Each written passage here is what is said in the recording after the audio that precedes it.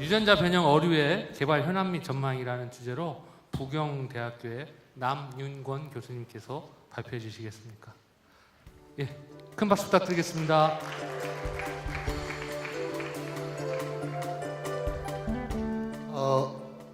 장구 교수님 핸드폰 놓고 가셨어요, 스타워치.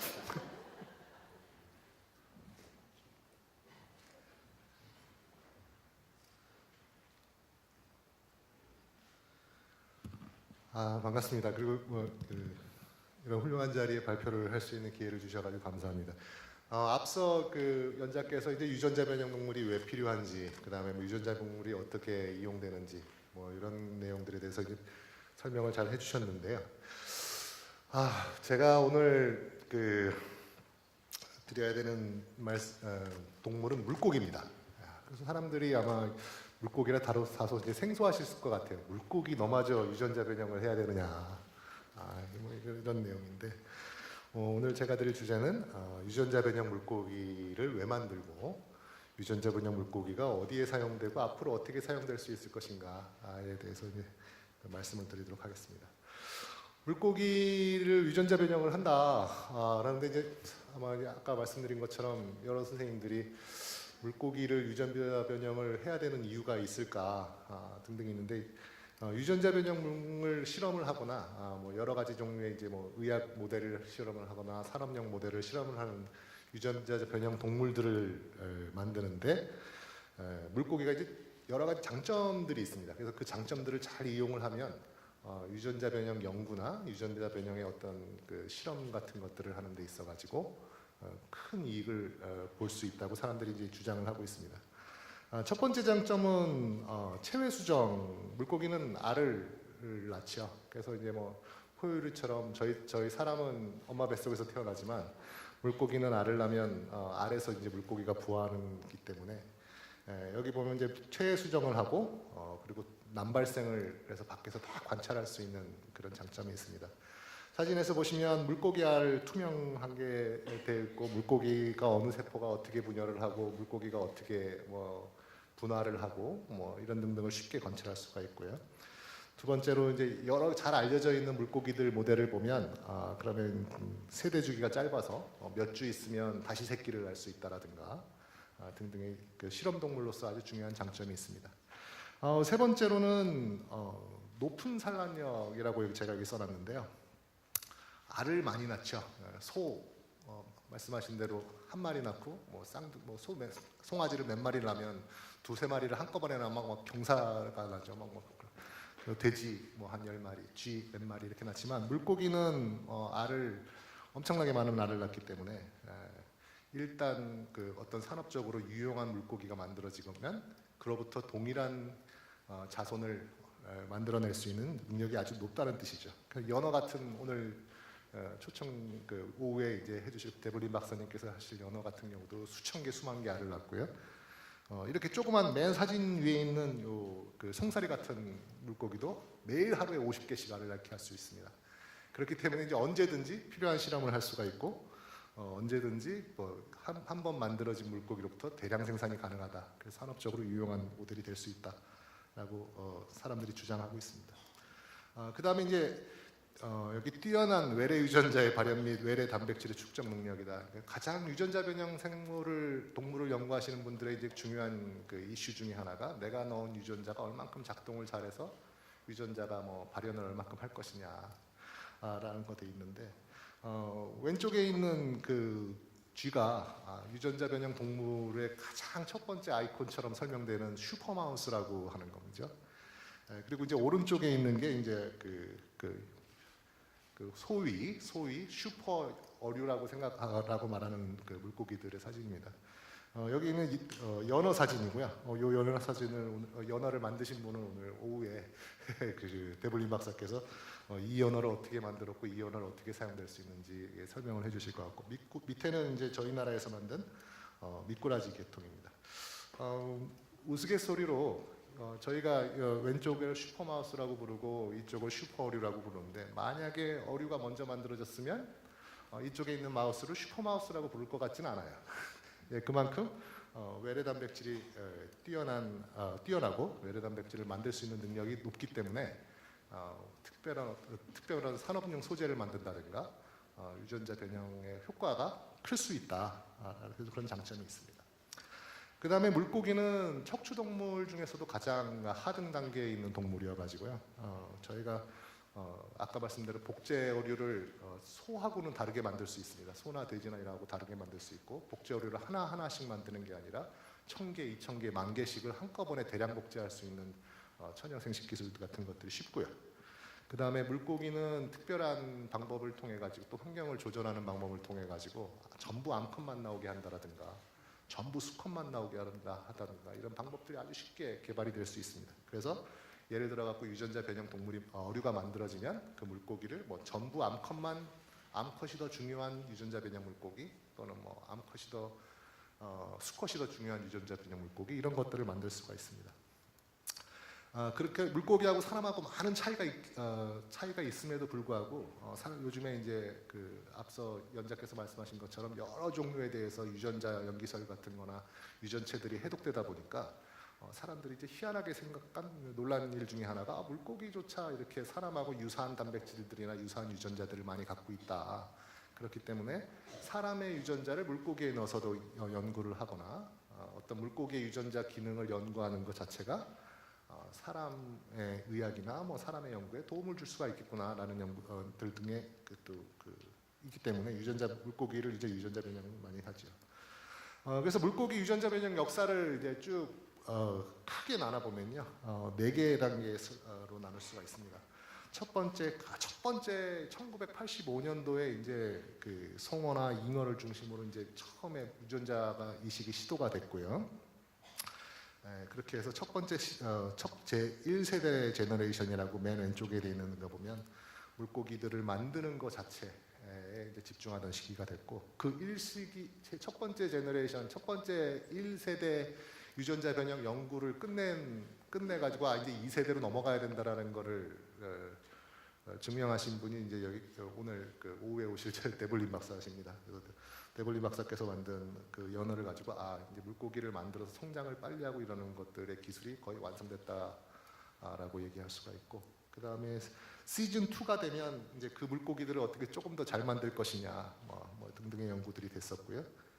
그 다음에 제 3기 시즌 3가 되면 물고기들을 이제 다른 기술들하고 좀 중복 사용을 해서 뭐 물고기를 복제한다라든가 유전자 변형 물고기를 뭐 교배를 통해 가지고 더 새로운 형질을 만든다든가 등등이 됐고, 또 복제 물고기도 많이 만들어지게 되고, 그 다음에 이제 여기 오른쪽 상단에 보시면 여기 보시면 이제 인류 최초의 애완용 동물 유전자 변형 동물이라고 해서 이제 형광 물고기가 상업화가 되게 됐죠.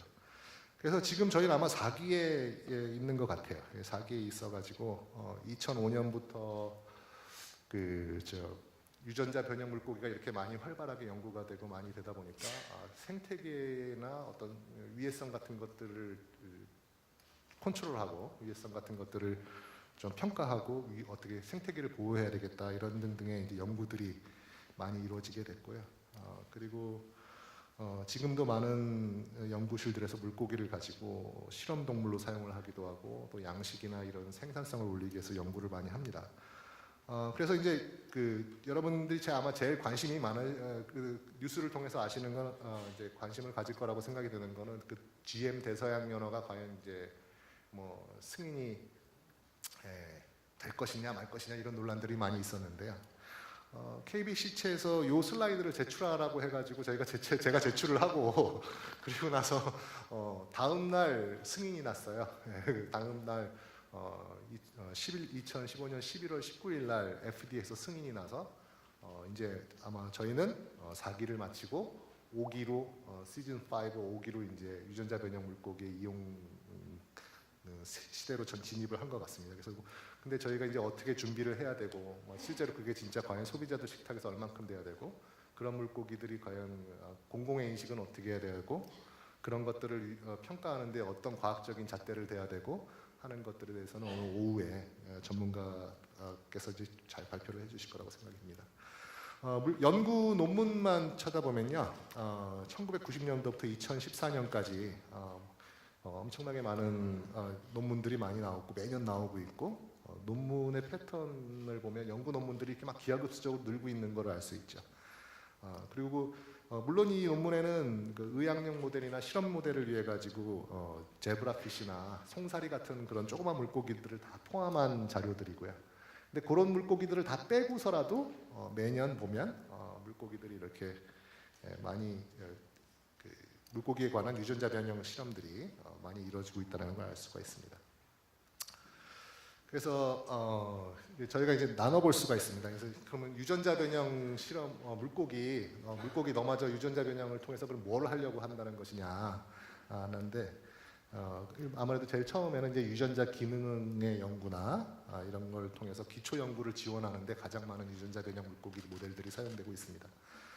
두 번째로는 성장, 양식같이 이제 빨리 크는 물고기를 만들면 뭐 물고기를 만드는 기간을 단축할 수가 있고 사료 전환 효율을 높일 수가 있고 뭐 등등의 연구들이 쉬운 그 생산자 측면에서 이제 되게 높은 이득을 얻을 수 있죠. 그래서 이제 성장을 개선하거나 또는 특수한 대사를 개선을 해서 뭐 저급의 사료를 더 빨리 잘 분해할 수 있는 그런 물고기, 싼 사료를 먹고 잘 수 있는 물고기 등등이 GM 유전자 변형 물고기가 만들어질 수 있고요. 또 양식을 이렇게 많이 하다 보면 물고기의 질병 같은 것들이 생기는데 그런 질병을 치료하거나 질병을 예방하거나 또는 그 질병의 저항성을 가질 수 있는 그런 물고기들이 많이 만들어집니다. 그리고 요거는 이제 제가 그 환경 오염 감시라고 되어 있는데요. 유전자 변형하면은 아무래도 그 환경하고 이제 저희가 반대편에 서 있는 것처럼 사람들이 생각을 하지 않습니까? 근데 이제 유전자 변형 물고기를 잘 이용을 해서 만들면 이 유전자 변형 물고기를 가지고 환경의 오염을 아주 민감하게 감시할 수 있는 기술들이 있습니다. 그래서 특별한 형광을 띠게 하는 물고기를 해서 오염이 생기면 물고기 색깔이 변한다든가 등등을 통해 가지고 환경 오염을 감시할 수 있는 그런 물고기들이 만들어질 수 있고 아까 그 2001년에 처음에 그 상업화가 이루어진 2000년대 초반에 상업화가 이루어진 형광 물고기 같은 것들을 이용해서 관상 어류를 지금 시판되고 있죠. 미국에서는 미국과 그 대만 등등에서 이제 시판이 되고 있습니다. 그 다음에 앞서 연자께서 이제 잘 설명해 주신 것처럼 물고기를 이용을 해서도 이제 의약품을 만들거나 또는 어떤 특수한 산업용 소재를 만들거나 산업용 효소 같은 것들을 만들려고 사람들이 이제 노력을 하고 있습니다. 물고기를 이용하면 아까 말씀드렸던 물고기의 장점을 잘 이용을 하면 한 마리로부터 수만 마리, 수천 마리를 만드는 게 쉽고 또 그 물고기를 만들고서 외래 단백질이 만들어질 수 있는 그런 효율이 높고 하기 때문에 물고기를 이용해서 물고기를 생물 공장으로 이용을 하자라는 연구들이 있는데 아직 물고기에서 이렇게 많은 연구들이 큰 물고기들을 대상으로 연구가 되고 있지는 못하기 때문에 상당히 연구 초기에 있다고 할 수가 있습니다.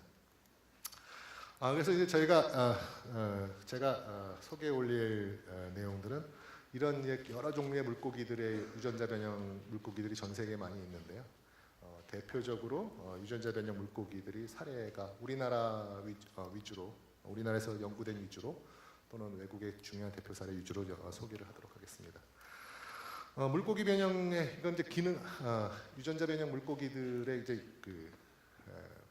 기능 유전 체학 및 유전자 조절 기작을 연구하기 실험을 지원하는 그 모델 동물로 물고기, 형질 전환 물고기, 유전자 변형 물고기를 사용하는 것이고요. 이제 특수한 어떤 유전자나 어떤 단백질들을 형광으로 잘 표지를 하면 이 단백질들이 언제 생겨서 언제 나타나고 어느 조직에서 생기고 이런 것들을 이제 함으로 인해 가지고 물고기의 기능이나 또는 동물의 기능들을 연구하는 것이죠. 왼쪽에서 보면 이제 부화한 처음에 새끼로 태어난 물고기의 근육이 어디서부터 발달을 하는가 이런 것들을 보여주는 예인데요. 꼬리에서부터 물고기가 처음에 헤엄치기에서 꼬리에서부터 점점 더 근육이 만들어지고 뭐 이런 식으로 된다. 이런 것들을 이제 표지해 줄 수 있는 물고기가 되겠습니다. 마찬가지로 이제 물고기에 어떤 유전자를 도입을 했을 때 조직별로 어떻게 반응을 하고 뭐 등등을 할 수가 있는가. 그 다음에 외래 유전자들을 어떤 형태로 집어넣었을 때 물고기의 그 유전자 표현형이 어떻게 차이가 날 수 있는가 등등의 이제 연구들이 많이 이루어지고 있습니다. 유전자 변형 관상 물고기는 저희가 이제 바닷속에 보면 산호나 해파리 이런 또는 말미잘 이런 데 보면 형광을 낼 수 있는 유전자들을 갖고 있어요. 그래서 그런 유전자들을 물고기는 안 갖고 있죠. 근데 그래서 산호나 말미잘 이런 데 있는 유전자들을 물고기에다 이식을 해서 뭐 빨주노초, 파남보 물고기, 형광 물고기를 만드는 거죠. 글로우피쉬라는 미국 회사 처음에 이걸 개발한 사람은 이제 싱가포르에 있는 연구자였는데요. 그분이 이제 기술을 이전을 해서 글로우피쉬라는 물고기 회사에서 만들어지고 있습니다. 그래서 글로우피쉬에서 이제 하는 그 광고가 되겠고요. 미국에서 이런 형광 물고기들은 이제 슈퍼마켓에 가면 살 수가 있는데 캘리포니아주에서는 사실 이걸 금지했었어요. 물고기가 이제 위험할 수도 있고 뭐 환경이 뭐 할 수도 있다 등등에 의해서. 그런데 이제 작년 이제 캘리포니아 주에서도 뭐 물고기 글로우피쉬 물고기를 허용을 했고, 요 밑에 있는 사진은 이제 대만에 있는 유사한 물고기가 되겠습니다. 대만 회사에서 만든 물고기가 되겠습니다. 저희 나라에서도 이제 뭐 이런 형광 물고기 같은 것들을 만들어 가지고 상업용으로 사용하고 있지는 않고요. 이제 이런 물고기들을 가지고 이제 생태계 유해성 연구나 이런 것들 모델을 위해서 뭐 저희가 이제 그 연구실에서 다양한 색깔들 간의 유전자 이동이 어떻게 되나 이런 것들을 연구하기 위한 연구 모델로서 형광 물고기들이 만들어졌습니다. 그리고 이제 수중 오염을 검출하고 감시하는 유전자 변형 물고기는 어떤 형태가 되냐면 유전자 변형 물고기가 오염원에 이렇게 오염된 물에 노출이 되면요. 예를 들면 이제 이에서는 환경 호르몬 같은 것들이 되겠습니다. 환경 호르몬이 오염이 된 물고기에 들으면 물고기의 유전자 중에 환경 호르몬에 막 민감하게 반응하는 유전자들이 있습니다. 그런 반응하는 유전자들 뒤에다가 그런 반응하는 유전자들의 조절 부위에다가 형광 유전자를 저희가 붙여가지고 물고기를 집어넣죠. 물고기를 GM 유전자를 물고기를 만듭니다. 그렇게 되면 이 물고기가 환경 오염에 노출이 되면 환경에 이제 환경 호르몬한테 노출이 되면 물고기의 이제 특정한 조직의 색깔이 변하거나 형광이 나타나는 거게 되죠. 지금까지는 수질 오염을 이제 조사를 하기 위해 가지고 아주 많은 장비들을 이용을 해가지고 그 검사를 하고 해야 되는데 특정한 이제 물을 떠다가 그 물고기에다가 이렇게 부어주면 이 물고기가 여기에는 환경 호르몬이 있어요 없어요를 이제 말해주는 그런 형태가 되겠습니다. 밑에 있는 물고기는 일반 물고기고요. 위에 있는 물고기가 이제 환경 호르몬 같은 거에 노출이 된 물고기죠. 그러면 이제 저희 이 모델에서는 이제 간이 빨개지는 모델이기 때문에 환경 호르몬 노출이 유전자 변형 물고기가 형광을 발현하는 거가 되겠고요. 역시 다른 한 사진이죠. 물고기가 뭐 여러 종류의 환경 호르몬에 이렇게 반응을 할 수 있다라는 거. 그래서 이 물고기들을 관찰하면 지금 여기 내가 대상으로 하는 이 물이 오염이 돼 있구나라는 걸 알 수 있습니다. 그 다음에 대서양 연어라고 해서 이제 저희가 GM 유전자 변형 연어에 이제 마찬가지로 성장을 빨리하는 유전자 변형 물고기들이 가장 연구가 많이 되어 있었는데요. 이거는 주로 물고기나 동물의 성장 호르몬 유전자를 물고기에 이식을 해서 뭐 이런 종류의 물고기를 만든다라는 형태가 되겠습니다. 이미 이제 11월 19일 날 FDA에서 요 아쿠아바운티라는 회사에서 만든 대서양 연어가 그 유전자 변형 물고기로서 식품으로서 안전하다. 그래서 이제 상업적 승인을 받게 됐고요. 이제 이 물고기는 기본적으로 미국하고 캐나다 이제 다국적 아쿠아바운티라는 회사에서 만든 것이고 캐나다에서 수정란을 생산을 해서 파나마로 보냅니다. 그래서 파나마에서 물고기를 생산을 해서 그 물고기에서 이제 필렛을 떠서 다시 미국으로 수입을 해서 미국 소비자들에게 공급을 하겠다 이런 계획을 가지고 만들어졌고요. 요런 형태의 물고기들에 대해서 이제 과연 그러면 이 물고기가 바깥으로 빠져나갔을 때 생태계를 어떻게 결혼할 것이냐, 식품으로서는 진짜 안전할 것이냐, 뭐 각국에서는 어떻게 해야 되느냐, 뭐 등등의 많은 논란들이 이제 있어 왔고 승인이 된 후에 더 늘어날 거로 예상이 됩니다. 그렇기 때문에 이제 많은 사람들이 하셔야 될 것 같고. 아쿠아바운티사는 1989년도에 이제 실험이 시작돼가지고 요런 순서를 통해서 쭉 했는데 요 순서에 대한 자세한 내용은 캐나다 오늘 그 초청 외국 데블린 박사께서 잘 설명해 주실 거라고 생각됩니다. 그 밖에도 이제 캐나다에도 있고 미국에도 있고 쿠바에서도 이런 비슷한 물고기들을 연구된 적이 있고요. 영국에서도 있고 이스라엘, 인도, 중국 저희 나라에서도 이제 뭐 빨리 크는 물고기들을 연구를 한 적이 있습니다.